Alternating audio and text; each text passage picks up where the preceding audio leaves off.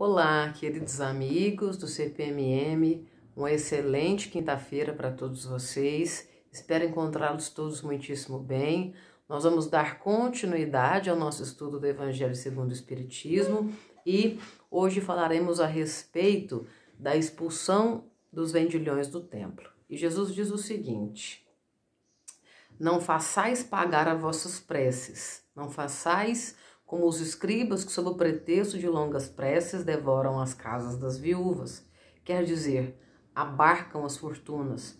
A prece é um ato de caridade, um impulso do coração. Fazer-se pagar pela que se dirige a Deus por outrem é se transformar em intermediário assalariado. A prece, então, é uma fórmula cujo comprimento se proporciona à soma que ela rende.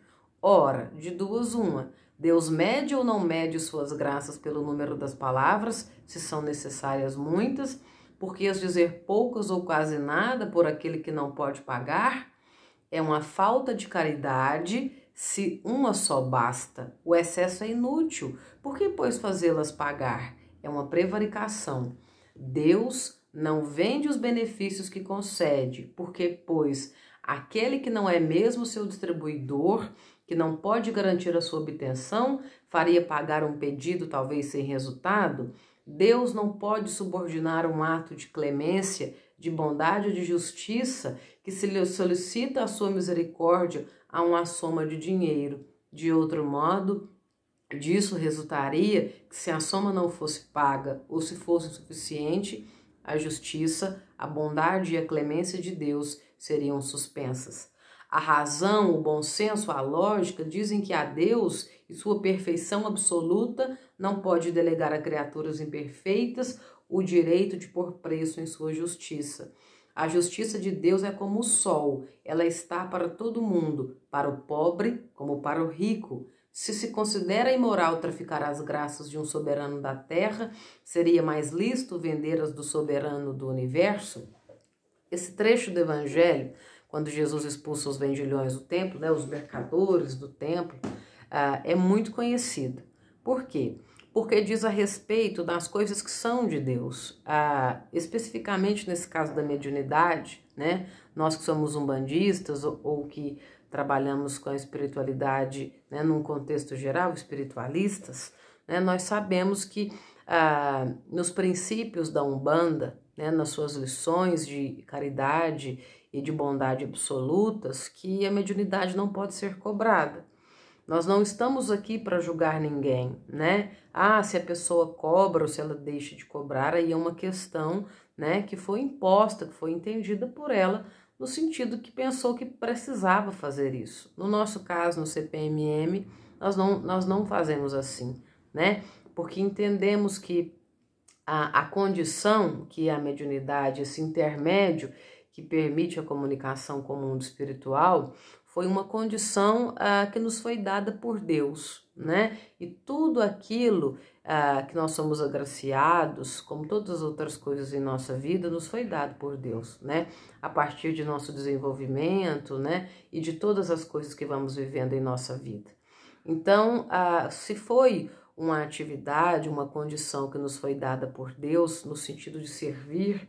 Inclusive, no último vídeo falei a respeito de servir, Citei a feijoada que estávamos organizando como exemplo e falamos a respeito de servir, Que está muito além das questões materiais, que vai bem mais entender, nós vamos conseguir entender isso se pensarmos mesmo a questão além do material, o fluido, o amor que estamos levando para as pessoas. Então, essa questão de comercializar a fé, no século XVI especificamente, quando nós temos as reformas, a reforma luterana, a reforma calvinista, um dos grandes, Lutero, era um monge agostiniano, e uma das grandes revoltas, uma das grandes inquietações do Lutero era a respeito de comercializar a fé, porque a Igreja Católica, na época, tinha a questão das indulgências, na qual as pessoas pagavam pelo perdão, né? Era assinado um documento em troca de uma grande quantia de dinheiro, e também as simonias, que eram a venda das relíquias religiosas falsas, e aí se vendia espinhos da coroa de Cristo, águas benzidas por João Batista, utilizava-se todos, né, ossos de Pedro, do apóstolo Pedro. Todas essas coisas eram comercializadas pela igreja.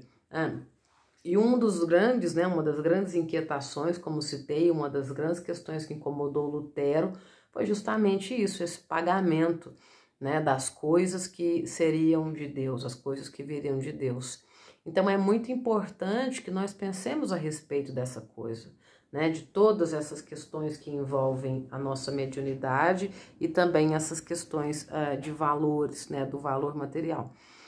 Mas o dinheiro é importante no sentido de oferecer realmente o conforto, de vivermos em dignidade, né, de nos cuidarmos, de fazermos todas essas coisas. Mas é muito importante saber o equilíbrio das coisas e aprender a viver em equilíbrio, né? E é uma das bases da moral cristã. E é muito interessante quando o Evangelho cita, né, que os escribas na época de Jesus se aproximavam das viúvas no sentido de oferecer um conforto, mas estavam mais preocupados com a sua fortuna. Quer dizer, então, que alguém que não pode pagar, que não pode recompensar através do dinheiro, não seria digno, então, de receber uma prece, de receber um alento, de receber um passe ou um cuidado? E é justamente isso que Jesus nos ensina.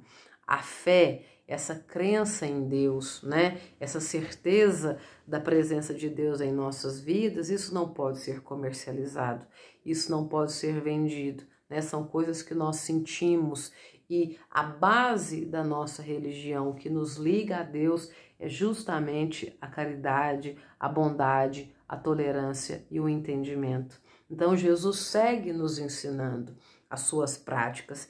É preciso trazer o Evangelho para as nossas vidas, de forma cotidiana, contundente. As mudanças que nós lemos, que nós vivemos, precisamos aplicar no nosso dia a dia. Espero que todos vocês consigam ler essa passagem e refletir sobre o que falamos hoje. Um beijo, tenham um excelente final de semana com o feriado, né, da Proclamação da República, e até o nosso próximo vídeo.